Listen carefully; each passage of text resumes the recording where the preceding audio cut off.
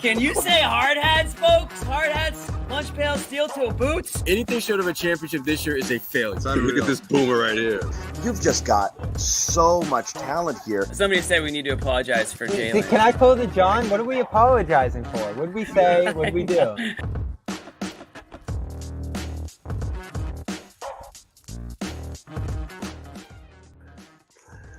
What are we apologizing for, Bobby? Believing. Hope. I'm just kidding. It's not shattered. We got Kristaps Porzingis news. We figured it was worth jumping on here, talking to you fine folks, and giving you a little bit of an update on the Celtics situation.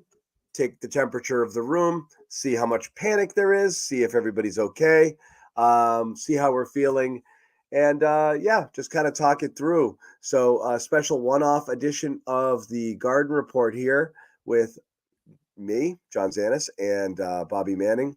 And we want to tell you, as always, the Garden Report is brought to you by Prize Picks, America's #1 fantasy sports app, and one of our newest sponsors, Game Time. Want to give a big shout out to Game Time, the best mobile ticket marketplace app out there, welcoming Game Time to the CLNS Media Network and to our Garden Report viewers. We'll tell you how you can get $20 off your first purchase here a little bit later on. But first up, here we go.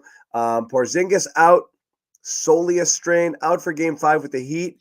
A little bit beyond that, expected the tweet from Woj, expected to miss a minimum of several games, which is just the dumbest, most poorly worded tweet of all time, saying that there's no specifics there. But the expectation here, I guess, from all the Twitter doctors out there, Bobby, is like in the 2 to 3 week range. I think is optimistic. I think it's worth pointing out Giannis Antetokounmpo, also with a soleus strain, has been out for 21 straight days and doesn't appear anywhere close to being able to resume basketball activity. So who knows? What's your vibe? Is this best case, worst case about what you expected, and how concerned are you? I'm pretty concerned. You're looking at a situation here where he's probably going to miss the second round entirely. I'm looking at how that schedule would line up for next round, and I believe it got announced today that if the Celtics wrap up their series in 5 or 6, and the Magic and Cavs wrap up their series in 6, Game 1 would be Sunday, and just based on the 1 day off and then 2 days off before Game 7, that would bring next series to let's say 16, 17 days from now. So that's, I think, around the time he'll probably start getting on the court if it goes similar to Giannis's timeline. And I'm looking now, Giannis got on the floor today. This is today. Didn't do a lot, just some shooting, not practicing, not going live. And again, that's 3 weeks removed from his injury that happened against the Celtics here. Now, is there a difference in severity between these two? I actually think they're probably pretty comparable athletes and bodies, and just guys who have a ton of height, ton of length, and probably complicates recovery a little bit here. So this is a tough loss. Now, they've played well during the season without him. I don't know if that's necessarily going to translate here, but I think we'll learn a lot about what they look like without him tomorrow against the Heat, who are about as shorthanded as you can get. Who probably present the smallest challenge of any game remaining in the playoffs. Jaime Jaquez is now out, so they're going to have 7 players, if you want to call it that. They probably less than the guys who can compete in the series and actually stay on the floor. So you should roll tomorrow, but it will be interesting to watch Al Horford in that starting role, which is going to be their alignment for the foreseeable future here, against Bam, who's going to attack him head on, who I think has had his number a little bit in this series so far, and how the Celtics size up defensively. Are they putting Horford back in that drop from a year ago? Are they going to go to some more switching? Are they going to switch up how they defend now? And how much do we see of Cornette and Tillman? Do we see both? Do we see one? Do they just ramp up Horford's minutes to the maximum and minimize those guys' appearances as much as possible? I'm even interested if they'll try to sneak Cade in just to see what it looks like at a certain point here. You have enough to get through this series. You have enough to get through the next series. So that's the plus here. The downside is once he gets on the court, is the East Finals about to start? Is he on the edge of coming back at that point? And you don't want to rush him, so he's missing some time into the East Finals as well. Because I think that's the point where you start to get worried about his absence, and you wonder what he's going to look like when he comes back. Does he come back sooner just to try to get back out there? Does he give it maximum amount of time to play it safe for the long term? At that point, you're probably looking at this kind of 3-4 week thing that Giannis is going through right now. So it's not good. It's not good at all. He's been pretty critical to what they've done on both sides of the ball here, and I think it's going to take some adjusting. You saw it in the second half last night, John. They lost the second half last night against a Heat team that was playing horrendously. And the Celtics were playing awful the whole game. It doesn't matter. But I'm just going to say we can't have nice things, Jimmy Toscano, can we? Let's go. We can't. Wait, What are you guys so excited about? I'm just excited to be on the show. I'm happy to see you guys. He's in last night mode. Where's your somber voice for this news? I'm more confused. Somber voice, Jimmy. Yeah, Jimmy. so What do you think of the Kristaps Porzingis injuries? Are going to be all right? Are you going to be all right? Yeah, so Bobby, I know last night on the show we talked about the fact that Kristaps did dress himself in a suit last night, and just your thoughts on just how could that mean nothing? I just your thoughts on the suit and the fact that he even tweeted that things were going to be all okay. Yeah, somber voice. Look, this let's call this what it is, right? Like there's no disaster. There's no reason to like try and make yourself feel better. They can still win. We know that. But now they should. But now, not the Miami. That's over. But now, no, even in the second round. But now, losing is in play. Like legitimately, it's legit in play, and it wasn't really before. You really thought it was. We'll see you in the conference finals, and said second round was going to be a snooze. And now, like all year long, we talked about, they managed him beautifully. He played just the right amount of games. You didn't overuse it, and this happens. And look, this is the risk you get when you. What's the knock on Kristaps Porzingis? This is why you got him, kind of. I know, but the knock on him is he's fragile. And that's what I mean. But that's why he was available, right? There's always like if he wasn't fragile, he'd probably been a perennial all-star over and over and over, and he probably would, maybe even have a championship on a better team by now. So he was available. He made the trade. You don't have regrets. Okay, we're not going to go that far because I think Porzingis has. No, it's just a bummer. It's a bummer. It's a total bummer that this was the one concern that we all had that might happen, and it just kind of happened out of nowhere too. It wasn't even like he didn't land on somebody. It was just the unfortunate non-contact thing. It's kind of wild that he has the same injury Giannis had. I was extremely unfamiliar with this injury up until like when Giannis got it, and now you got these two guys with dealing with the same thing. This sucks. I want to make this very clear. It sucks, right? It also makes things very interesting because before, if you were the Celtics, you could just kind of rest on your talent a little bit. And we've seen it. We've seen it a lot of times this year. We've seen it even in this playoffs against the Heat team. They're stacked. They're way more talented, so they can afford to not play as connected on certain nights and still get away with a win, even a double-digit win, Bobby. And we've seen that in this Heat series twice. Now, that advantage, that talent advantage, drops pretty significantly. You have a much thinner bench now. By the way, a bench that hasn't really shown up at all in this playoff series as it stands. And now you're losing your best piece of that bench. When I say it hasn't shown up, I'm not talking about Horford. I'm talking about the rest of the guys, right? And so now Horford's off that bench. And so you really have a pretty bare bones bench right now, okay? No offense to the Cornet and the rest of the bench brigade, the Stay Ready crew.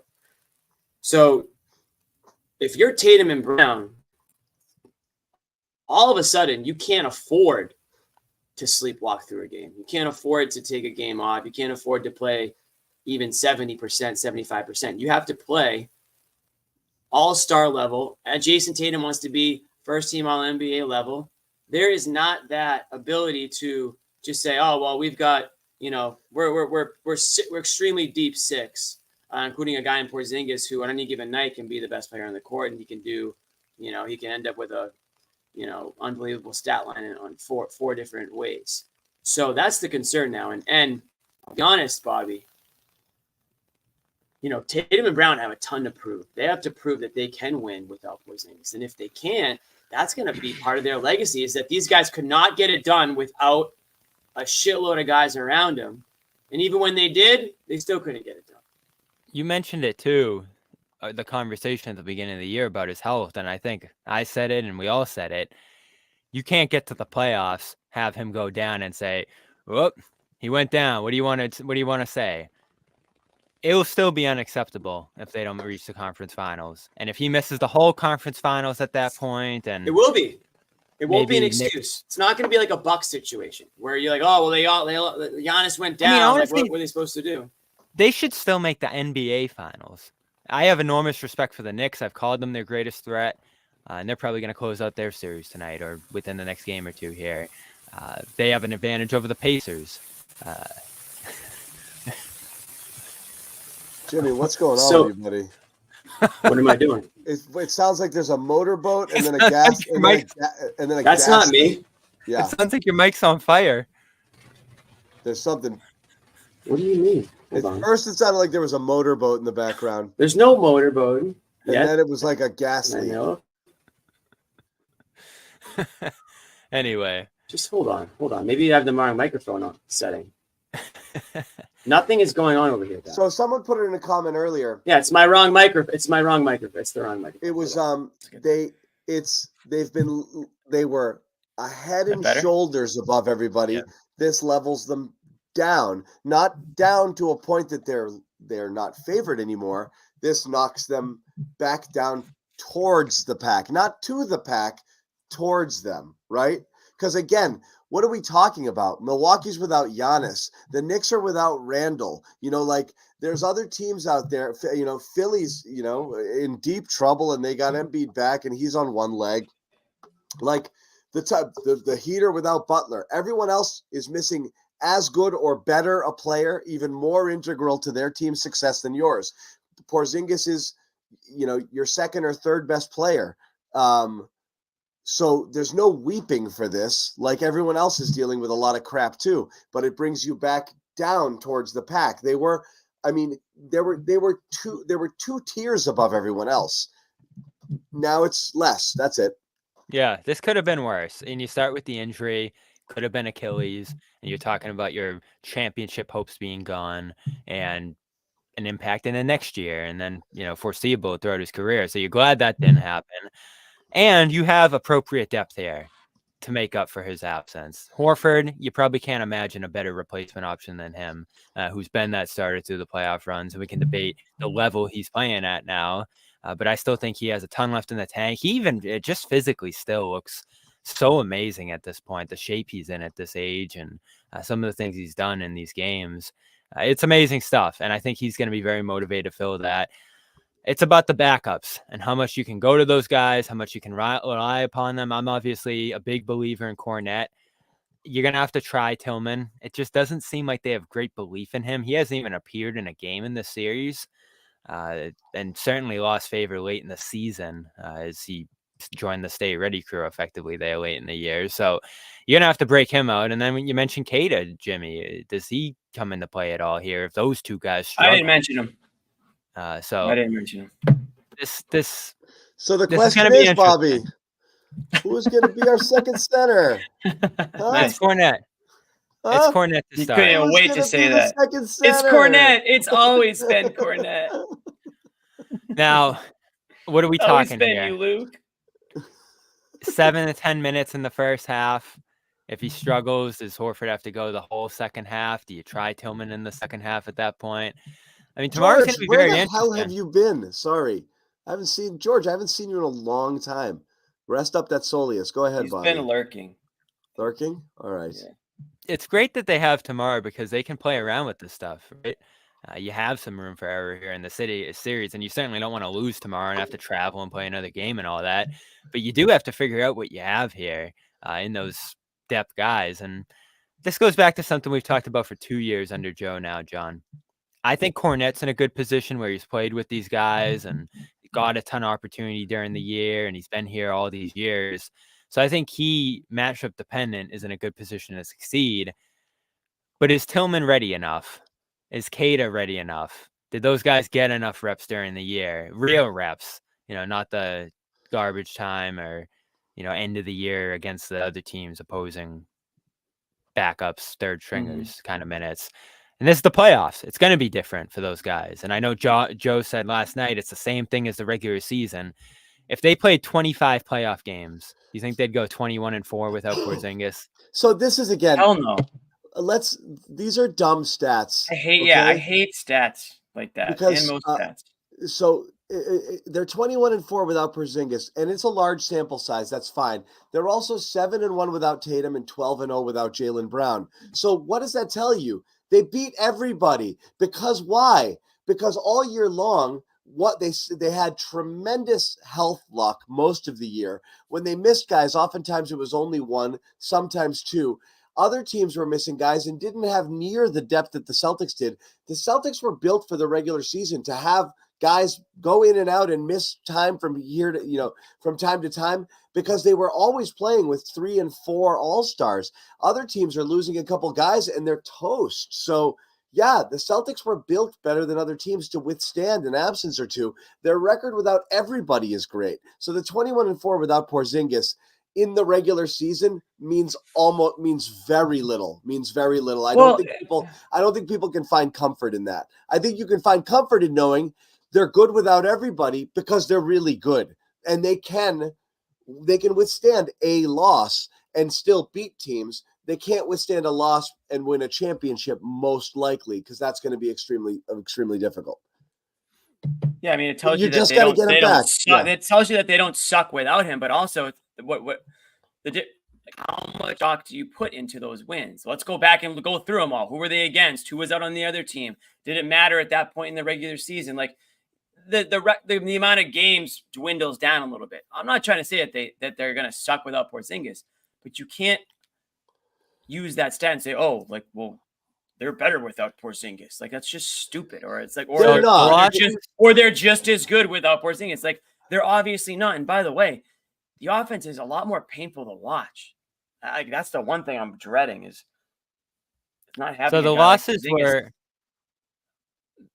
were the Bucks game late in the year where Giannis went down. That really bad Clippers loss at home, where they just tore them apart in the second half. The Warriors overtime loss on the road, and one of those, I think it was the other Pacers game, not the one with the Buddy Hield Brown thing at the end, the one where they just lost by 10. So those were the 4 losses. You did beat Embiid twice in the Sixers. I think Embiid might have missed one of those games, but he was definitely in the first one. Then it's just Hawks, Bulls, Raptors. Wolves at home is pretty good. Spurs, Mavericks on the road, pretty solid. Pelicans at home, that was a good one. Nets on the road. Warriors at home, the Jaylen Brown game. And then Suns, Blazers, Jazz, Suns, Wizards, Bulls, Hornets, Wizards. So a mix of some crap teams, but there were some good wins in there. Yeah, totally. And look, there's something to be said. They play at a better pace without Porzingis. A little bit. And so I think their defense could be better without him. Yeah. You like their offense better without Porzingis? Not offense. I like the So that's the thing. Forget the 21-4. When he's off the floor this year, they're like 0.9 per 100 better. And that includes games he played where he was sitting and just all the minutes off the floor for him this year. And of course the games he was out.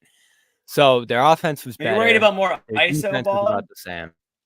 Yeah, you don't have that outlet now. So if Horford's flattened out, if you go against a switching defense, which the Magic could do, the Cavs probably won't do as much.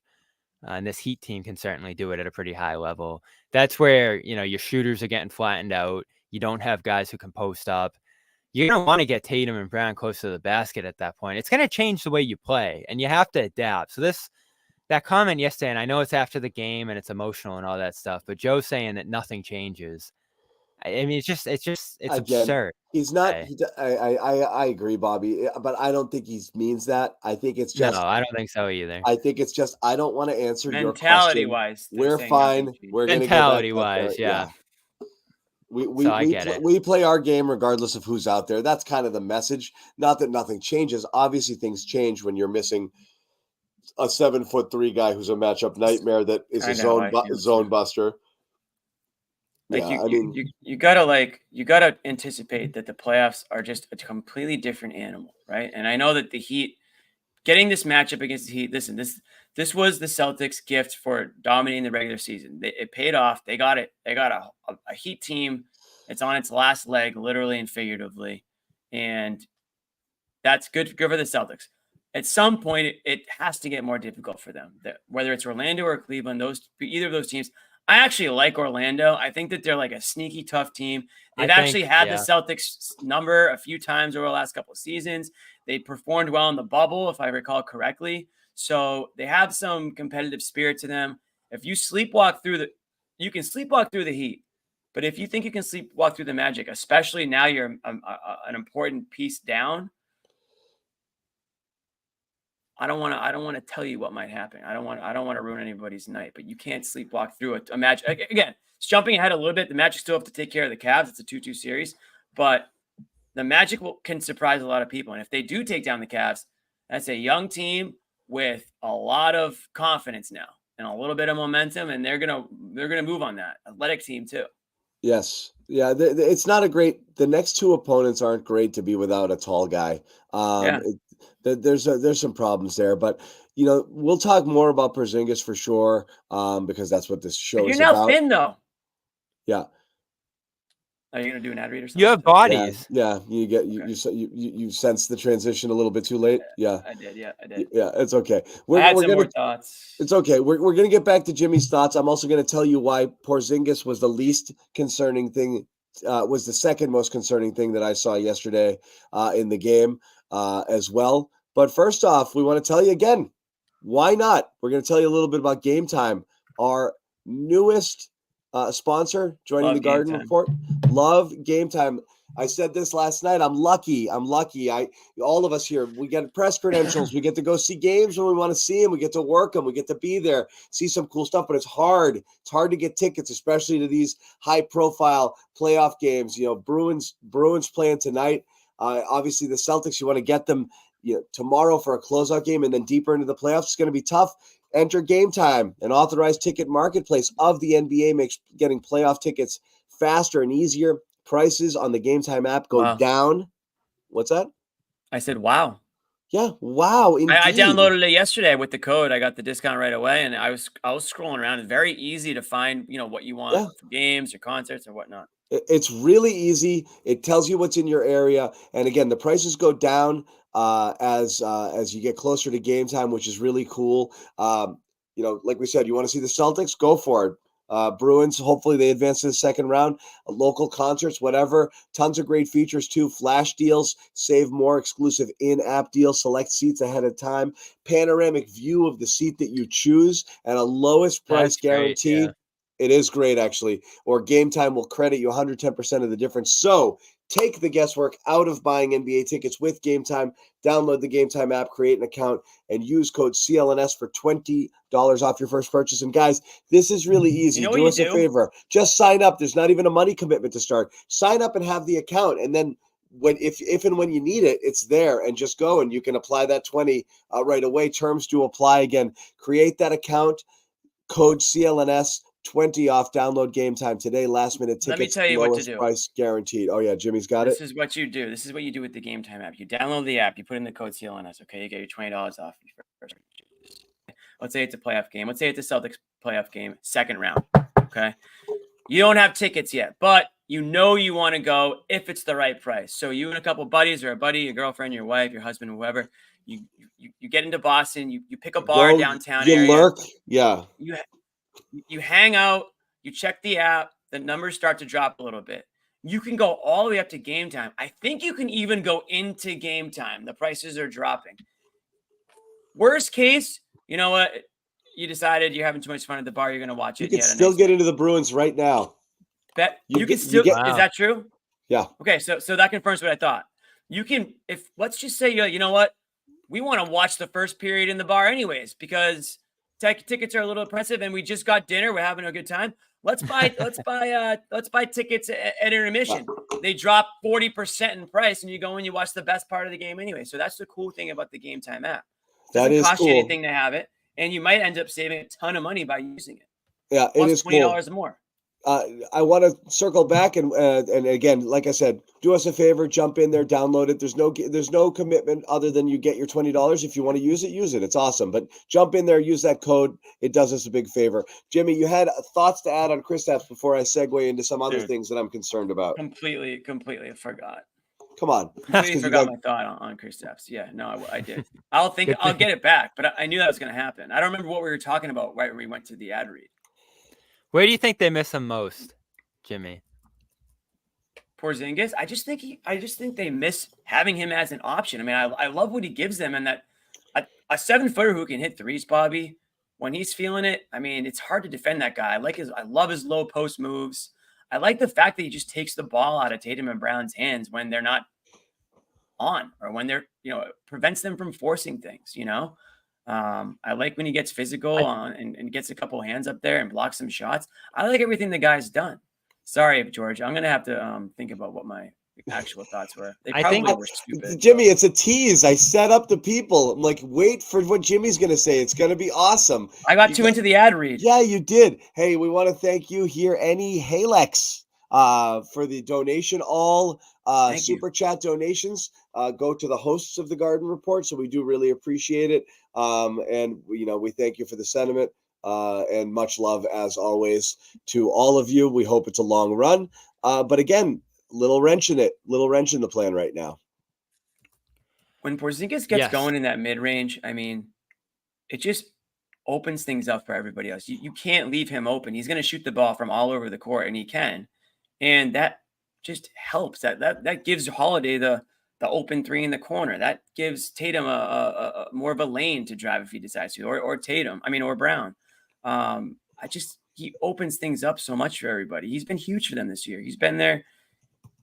I'm not gonna say he's been their MVP, but he's been either one or two. I would say their MVP this year. I think what his presence does the most is prevent them from over relying on threes. And now you get into this mode where your post touches. Well, not only that, Bobby, it's he's doing that pick and pop three. Is like he's been shooting that. That 27-footer that you have to extend out. I mean, I don't know that it's so much about the three as it is a little bit of a cheat code where you can't defend out there when on that screen and roll and you give him space and he catches and he's firing. From downtown. He hit him at 38% during the regular season, but also just those mismatches when it's on, and it hasn't been as good lately. That cheat code, just kind of toss it to the free throw line and let him go to work. I mean, it just feels like it was ending up with either a foul or a bucket, most of the time. He's had a couple of struggles in this series, but it's bailing you out of funks, I think, is what Porzingis does for you. It's bailing you out of kind of like the here we go, and they're just like taking the first open three, and it gets into like the lazy shot chucking mode, and it's just lazy, right. That's what you didn't see. I had them at 19 and 20 last year when they shot below league average from three. It went up to 20 and 12 this year.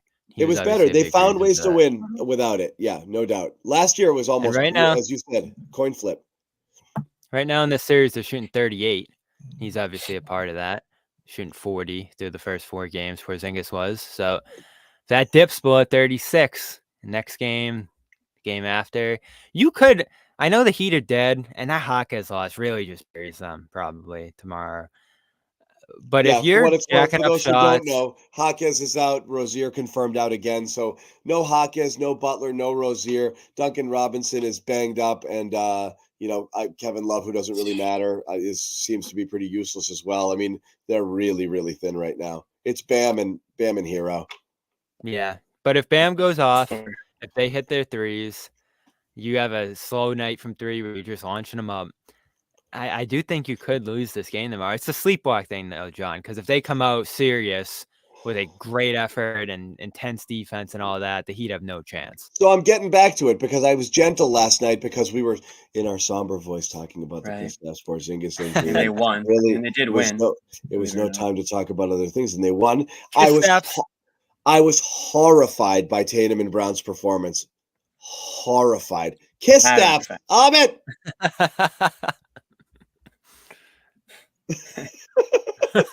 Wait. Oh, there's no R in there? Yeah. Damn it, Amit. That's all right. The kid He's producing 40 podcasts. Amit's like, you know those like musicians that play like the harmonica and the guitar when like pounding on drums, but that's basically what Amit does. Yeah, that's me.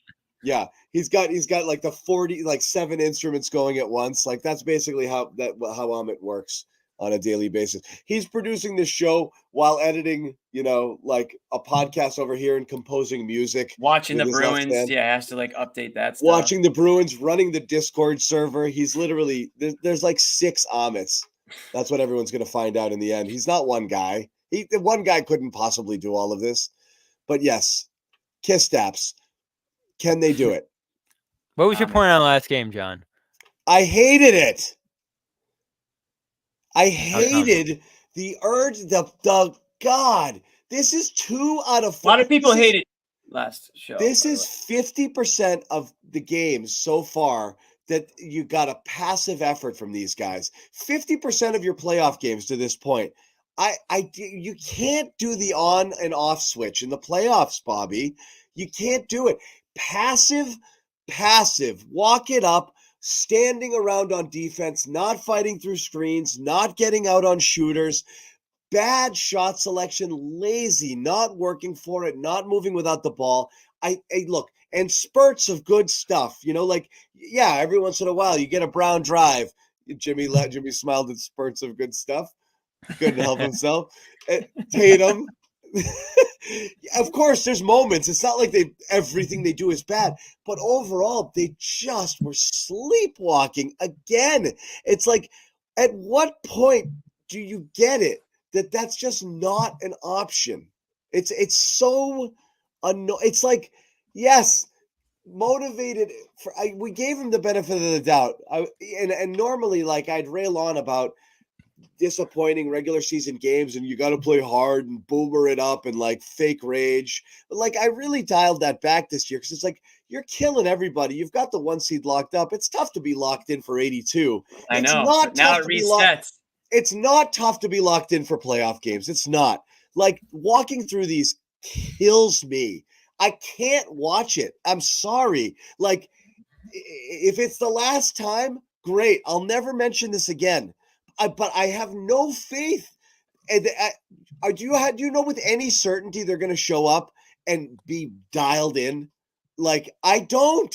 No. It kills me. It's the thing that's in the back of my head always, watching this team murder everyone this year and think, when we get to the playoffs, are they going to take nights off and plays off and walk around and just be like, we didn't play with energy tonight? It kills me. And it's not just PTSD. I saw it twice this series. It's just Miami sucks. And like, I know they know Miami sucks, but it's still the playoffs. Like, I can't have it. It really is They're just walking around. I just don't understand it.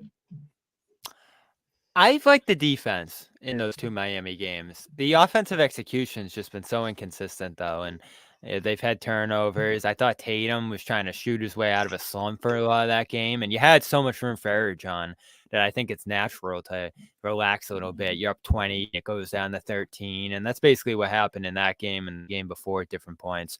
But I'll go back to game 1, John. And I hate being this guy because it sounds like it's like old man yells at cloud, like agenda. It's not an agenda. I want to give them the benefit of the doubt. I can't because I keep seeing this, and I'm baffled by it. I really am. I'm so baffled. No, you should be holding them to a higher standard. And it goes back to game 1 where they hit 1 million threes. They went up 30, and it felt like every time they had a comfortable lead in that game, it slipped. And that's happened in games 3.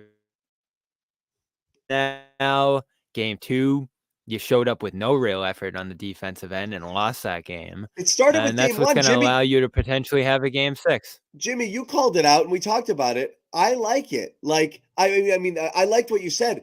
I hated that Tatum got up when Martin shoved him to the ground and was just walked away.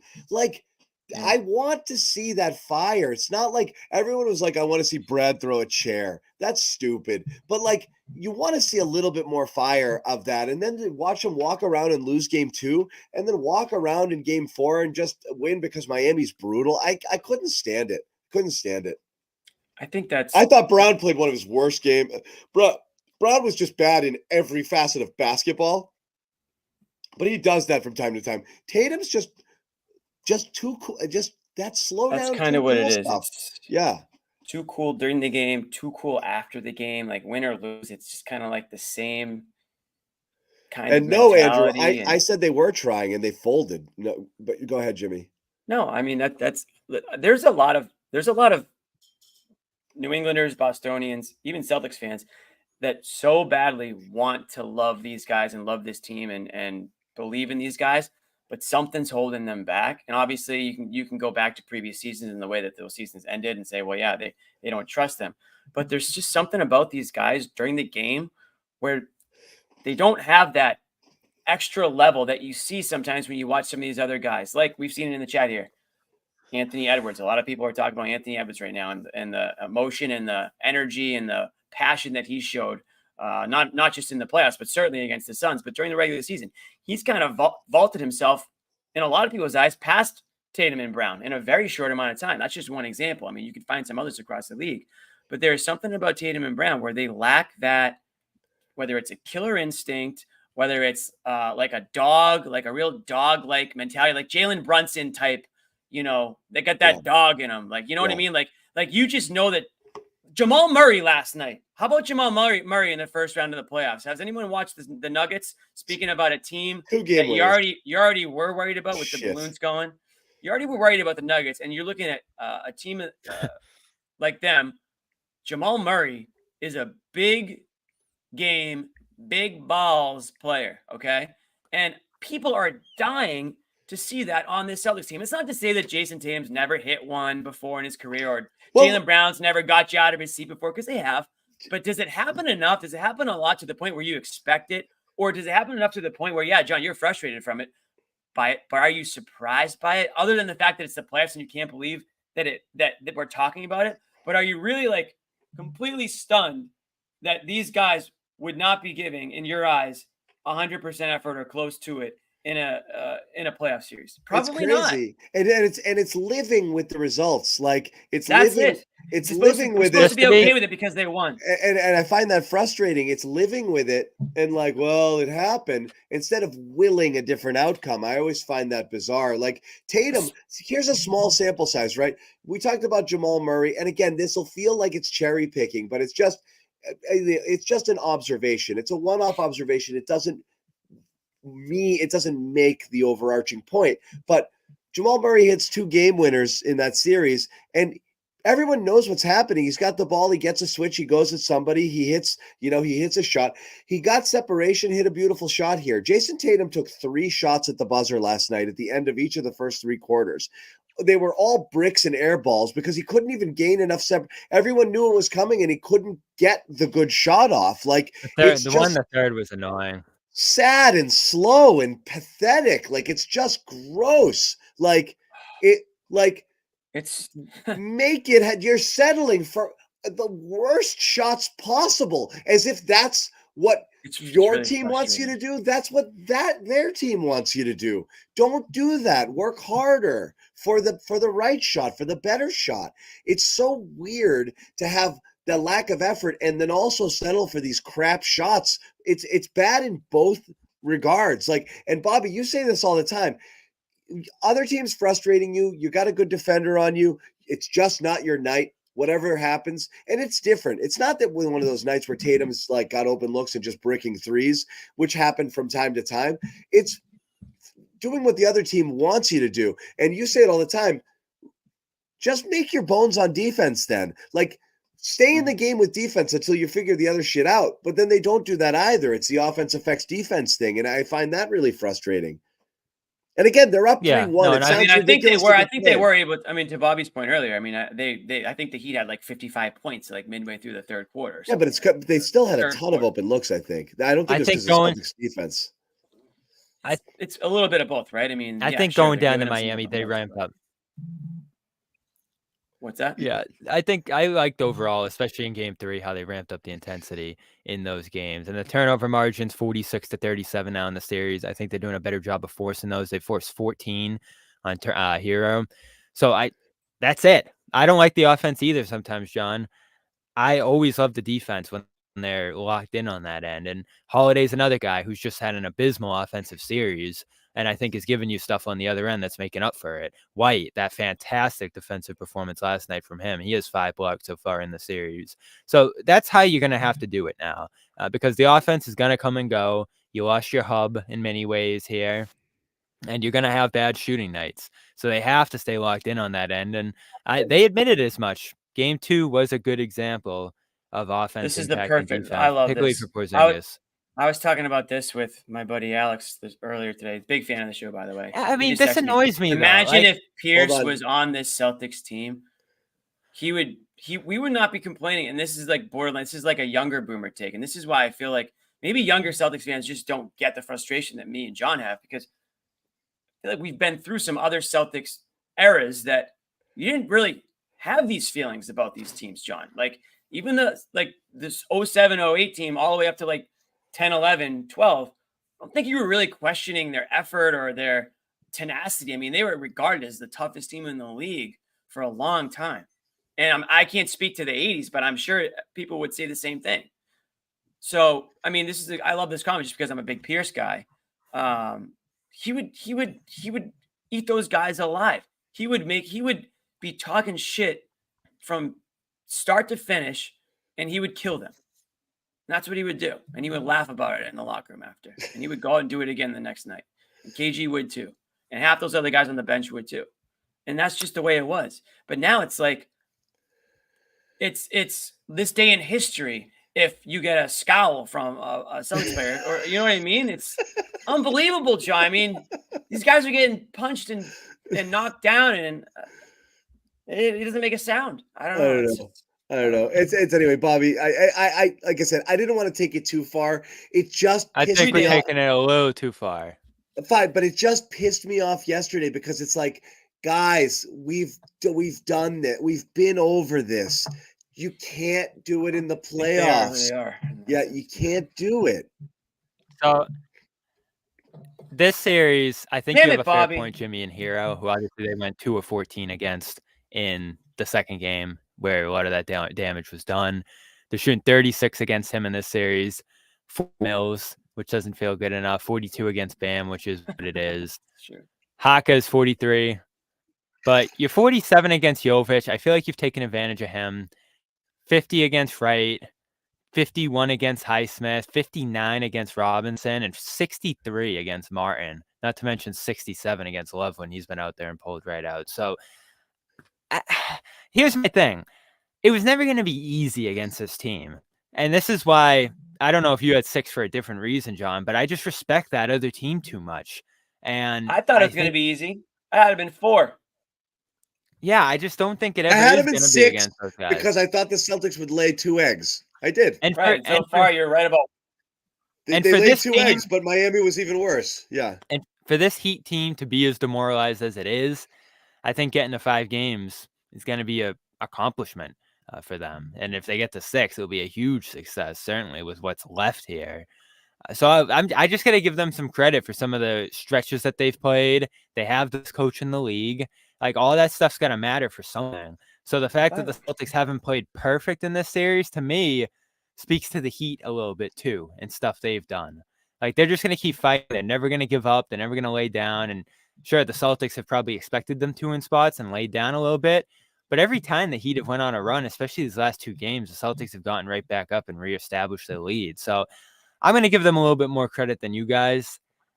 But I have the concerns offensively going forward against 2 teams in Cleveland and Orlando that might be two of the best 3 or 5 defenses in the league, with the personnel, with the schemes and the coaching on that end to make life incredibly hard on you. So here's the thing. If you don't have Porzingis next round, John, and it's a 6-7 game series and the offense really isn't looking good, but you play tough enough defense to scrap out the series, this is similar to something Joe was talking about, that like, yeah, that's going to be frustrating and it's not going to be enjoyable and it's not going to be gratifying to watch. But if that's how this team has to win the championship, I'm okay with it. If it's 6-7 games every series the whole way and they figure it out and just scrap it out, it's not going to be any less satisfying when they're lifting the trophy than them just rolling through everybody, is it?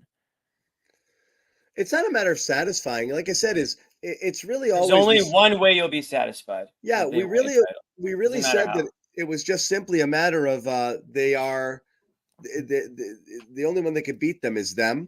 And now you're throwing in a Porzingis wrinkle, so you've the wrinkle. So you've introduced the possibility of losing that didn't really exist before, and now all of a sudden it's like, all right, time to get serious. So again, the reason I bring up yesterday is you've lost your cushion, right? Like you could. Yeah. One of the things they did throughout the year is you could have one or two guys play like assholes, and they could still win because you have Derek White 38, Porzingis could save you, so you could overcome that. Now there's no, I'm not gonna say zero margin for error, far less margin for error. So that definitely concerns me a You teeny do bit. demand more from these two. You So do. now you They demand more haven't from played these to guys, their which is standard. focus and playing to a higher standard, playing to a superstar playoff level standard, which is supposed to go up, not down right now. And I think they're down in the playoffs so far, and that's not great from these guys. They have to go up. We got a little more before we close out the show. Do want to tell you again quickly about Prize Picks, America's #1 fantasy sports app, more than 3 million members and a proud sponsor here of the Guard Report. We're happy to have them as well. Easiest, most exciting way to get on in the action while you watch your favorite sports and players. Pick more or less on 2 or more player stats and watch the winnings roll in. Win up to 100 times your money with Prize Picks with little as 4 correct picks. Turn 10 into 1,000 with basketball, hockey, whatever it is. And again, on America's #1 sports app, play alongside some celebrities. You have injury insurance, so you don't have to worry if your guy gets hurt. You're covered. No worries there. Bobby, I know, had a bad experience. Maybe don't follow Bobby's advice, even though he tries to give it from We time have to some time. good ones. Bad trip, Bobby. He's got some good ones from time to time, but download the app today and use the code CLNS for a first deposit match up to 100. Once again, download that app, CLNS. You deposit 100, you get 100. It's as easy as that. Pick more, pick less. It is that easy. Guys, moving on. Anything else we want to talk about here? And do you have a preference between Cleveland and Orlando for the next round? I know we're jumping a tad ahead, but you're without Porzingis, game 5. You feel you're getting through this series? What do you guys think? And there it is. Colin had put it up there with a super chat. Thanks, Colin. I prefer the Magic because I want to see it. I think that's the toughest defense, right up there with anyone else in the NBA. I think you have 2 stars on that side, and I know Wagner hasn't been the same for much of the season, but he has the potential to play great. And Banchero, who's just incredible, and an array of elite defenders. I mean, you could consider Isaac and Suggs 2 of the best defenders in the league, and 2 guys perfectly suited to guard Brown and Tatum. And they'll throw a ton of different looks at them too, size. And like Jimmy said, there's a little bit of history here over the last year or two. They smoked them in the tournament this year down in Orlando. The Celtics had 2 really good, convincing wins at home, so they didn't have as much trouble with Orlando as they did last year. I don't know. Something's just been so flat and boring about the Cavs this year. Normally, you would go that direction because they've played some great games over the last 2 years. Obviously, you had that 22-point comeback in the fourth quarter that the Cavs had the last time they played. So there's still some history there, too, certainly. And Mitchell and Mobley and Garland are all box office guys. Maybe it's just that I don't want to go to Cleveland. But I like You want to the go to idea Disney of World? I like the idea of either of these series just because you're going to face a bona fide defensive team with a ton of talented defenders to make life difficult on you. And the one thing with Cleveland, too, you're going to have to deal with Allen. And maybe Horford's better suited for the physicality of that matchup than Porzingis is. But if Allen lays a few fouls and Horford early, and all of a sudden it's Cornette versus Allen out there, you're like, ooh, and that's probably where Tillman comes into play in a series like that. So, Wendell Carter's great too, and Isaac, we mentioned the defense there. So you got some talented front courts between both of these teams. Cavs, it's probably more box office. It's probably more interesting, but I do think the Magic, like Jimmy said earlier, would just be a fun, surprising team to go against, and there'd be some good games in that series. And it's probably the more manageable series to win, just given their inexperience. So I don't think you could lose to the Magic. I do think you could lose to the Cavs. Oh, okay, you do? I don't think you can lose. I think you could lose to the Cavs. I don't think you can lose to Magic. I do agree. Really? Yeah. I don't think the Magic have. They're too young, too soon. I think the Magic can beat you in a game or two. For like a year or like a couple They're years. not there, but I think you have enough killers and you have the size and you got a couple of problems without Porzingis there where Cleveland and the Magic have no offense. They might have the Magic's offense is dog shit. Yeah. Yeah. I think it was Pierce and KG on there. They said that they think Banchero should be named to the USA team. He's great, man. His development is great. He's still got a little ways, but the thing about Orlando that scares me is that you guys are exhibit A and B. I think everyone. But you have a real alpha in Mitchell, and that scares the crap out of me with Cleveland. Yeah, he can steal a game or two in crunch time. A guy who on it single-handedly can just put up 45 on you and just go nuts, and you've seen him do it. So that's what it is. I think they're very Dunham and Mitchell heavy over there, but he is capable enough to do it. I mean, on any given night, he can be the best player in the court. Mobley can give you trouble too. I mean, Garland and Mobley really, but Garland's one of those guys that can on any given night. He's a quick, shifty guard, and I think Holiday's had trouble with those types of guards in the past too. So that's something to be careful about. But the thing about Orlando that scares me is that they're the unknown team. They're the team that nobody is giving any credit to. And again, they're down in this game tonight against Cleveland. So, I mean, they lose tonight, they go down 3-2. Maybe that's it for them and they're a year or two away after all. But I just think the thing about Orlando is that they do have a team of relative young, unknown players. But again, if you do see Orlando, that means they just took down the 4 seed in Cleveland. They've riding some momentum and they've proven to themselves and probably to a lot of other people that they belong here. So that's the thing about the second round is you're playing a team that just had equal amount of success as you did, and they have every reason to believe that they can continue to advance. So Orlando has a little bit of history with the Celtics. They've had success against them. And again, granted, regular season, so take that with a grain of salt. But they've also performed, I think, I mean, Bobby, correct me if I'm wrong, but I thought they had some success in the bubble, or at least the partially. Bubble? Yeah, did they or did they not? The Magic? Yeah. Did I make that up? If they did, it was a completely different team. Okay. Not in the bubble, sorry. In the tournament, in the in-season tournament. Oh, yeah. I mean, they smoked the bubble, Celtics down there. Yeah. Yeah. So, and again, that's kind of like what you were getting at with the bubble. The bubble. Yeah, you remember the bubble. No, the regular season like 5 years ago tournament. At least if you're talking regular season, it's a little bit more meaningful, and there was some and motivation behind it. On the other, it's the two sides. Of I didn't mean the bubble, guys. Jeez, everyone's coming at me. The bubble, the tournament felt like a bubble to me. All right. No, you had that game down there where they grinded out the Celtics and smoked them. It was one of the Celtics' worst losses of the year. But you also, I know John loves the game where they won with Lamar Stevens at center against them. So that's the other side of the Magic. They didn't give us we bought them. Like you could buy one too and start a show. Good luck. Yeah, here's my mic. Here you go. Take my mic. I'll give one to you. Here you go. 4 extra doppelganger. Go. Cool hat, man. What are you looking at in your picture? Oh boy. Yeah, that's a Twitter guy. By the way, we're forgetting, speaking of history with the Celtics, Tristan Thompson. What did we forget? Back with the Cavs. So you'll have to go up against him. These are you guys. Right off his PED suspension. I think I just froze. Yeah. No, you're good. We were talking about the bubble again. What did you say? I froze. Who were you talking about the year after the bubble? Tristan. Remember Tristan? Tristan Thompson is back. Yeah, right. So look out for him. I can't stand that. I cannot stand Tristan Thompson. He had me fooled. Oh my God, I love that signing. That was my worst take on the show, probably. You need to delete the videos of us saying how much we love that signing.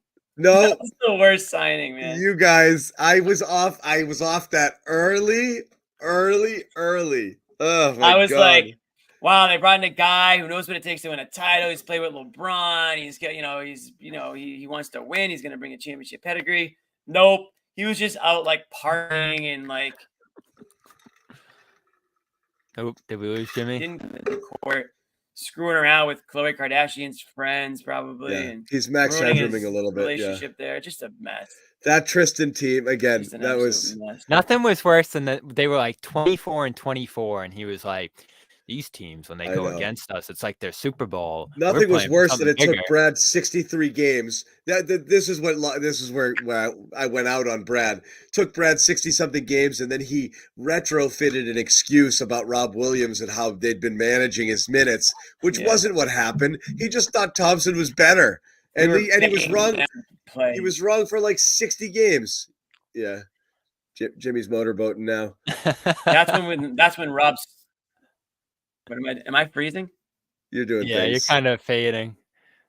You're doing the Max Headroom. You're Something's doing happening. stuff. All right, You're show. glitching Time out. to end this show. I think it is. And then- I All think right, we've I done- got one think more we've done question enough. for you guys. No. Okay. It'll be quick. Yeah. Cornette or Bobby. Tillman? Ugh. I have nightmares about this question. All right. It's a big question now. I'm going Cornette right now. Let's go. It depends where, but I also don't think it depends where that much because I just think it's simply a matter of trust at this point. Who should he play? Honestly, I think you might have to experiment a little and see how it feels. Tillman hasn't done anything to snatch those minutes or to deserve them. I think you're Cornette probably really hasn't done anything to I cement think them either. probably yeah, and Cornette, like I said, is the default option, but I think it's going to be like I said, a quick hook and a quick trigger because you're really going to be nervous with those lineups. So I think I would personally play each of them in small stints, because too much of one is probably not a good thing. And so I might I might not say I'm giving all the minutes here. I may try a approach and I might try small ball lineups. It depends who you're playing, but I do like the small ball lineup with like Tatum at the 5 sometimes because I think you can get away with that. There's certain lineups you can't get away with that, but against some second units, maybe you just don't need a classic big in there sometimes. I wanna think see- quick hook on both those guys if they're just. But I think you sitting. need you need a quick hook, and I want to see, and I think I'm we not might ruling see it out Kata. tomorrow. Yeah. Kata's sneaking there. Yeah, especially if the They foul just have to trouble or- play defense. They just can't be a negative. That's it. They don't have to score a single point. They really don't. I want to see, and I feel like we might see it tomorrow, a regular season 2024 style Cornette game where he has 5 dunks, couple blocks, couple offensive rebounds, some nice passes. And I just want him to calm everybody's nerves about. And again, that's not something he's going to do every night, but he Oh, you did don't it. think so? You don't think so? He did it at times this year, and I want him to come out with that level of confidence, that level of burst. I'll say this about him. I think he gave them some real energy boost this year. And I think they've missed it at times in this series. And against a Heat team that's starting to fade now, that's weak, that's small, probably into their second units with Bam off the floor, and has lost by, like what I said earlier, 50 points per 100 when he's been off. I want to see Cornette out there doing some damage in his 10 minutes or whatever. And he's done that all year. So that's my prediction for tomorrow. I think he's going to come out, have a big game.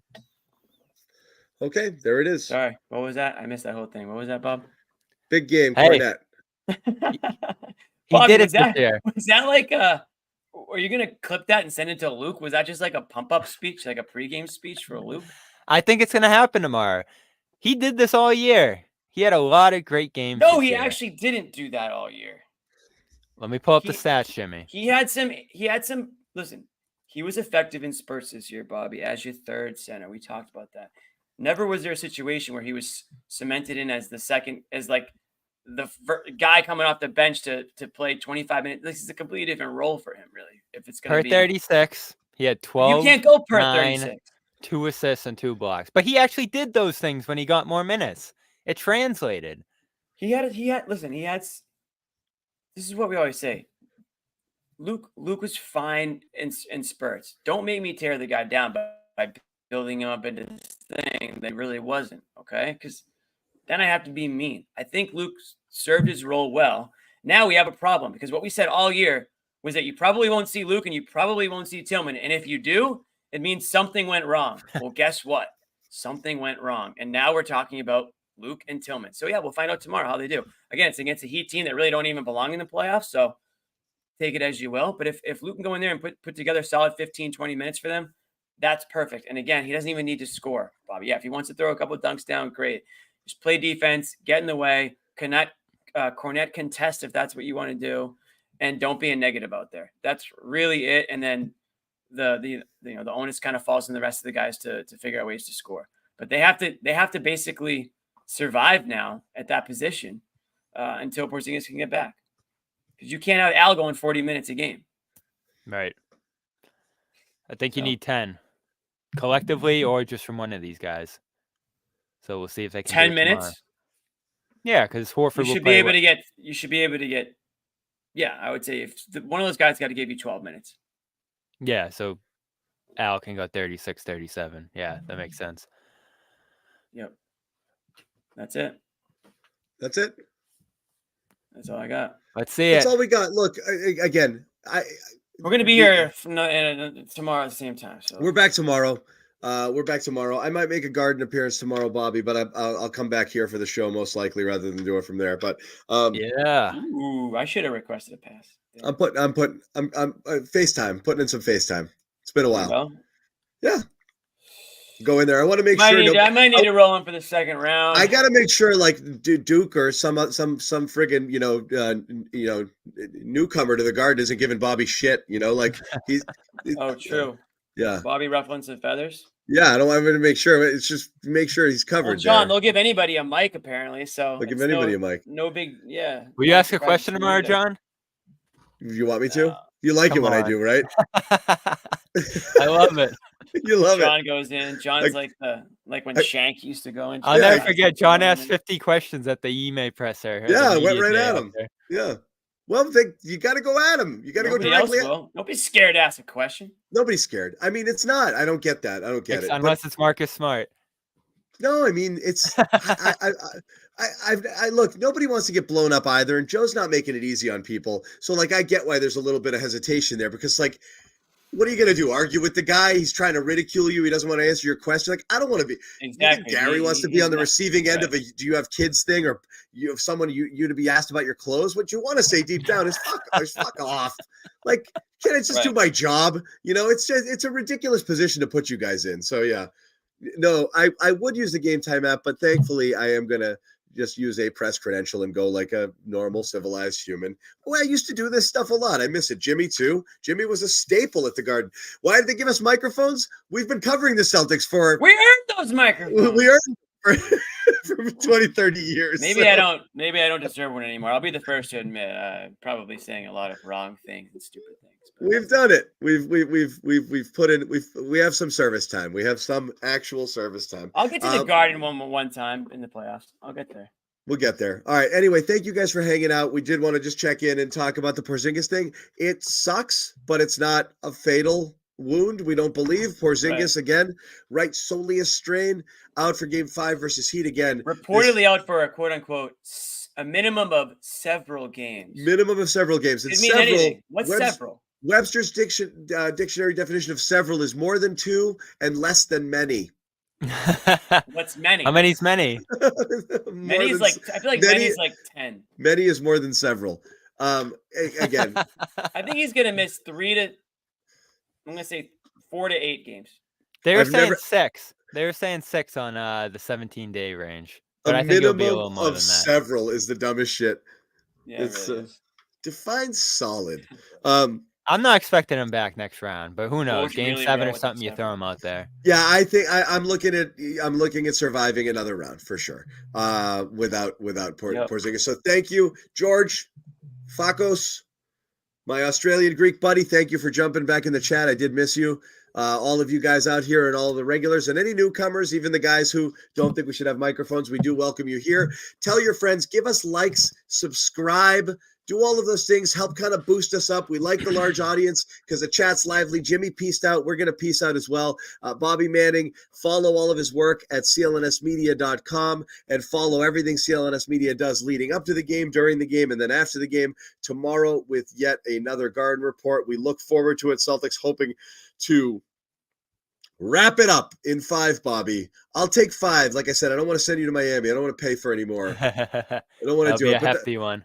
That's okay. Well, we do what we do. We're in it for the long haul here, and hopefully the Celtics take care of business. We will see you guys later. Wait, Amit's got an outro for us, I think. No, he doesn't. He said he was going to work on an outro. He had a phenomenal game. Phenomenal. Forfeit's out. I think it's an option. That did not sound like a chair. It was a freaking chair. It does sound like a chair.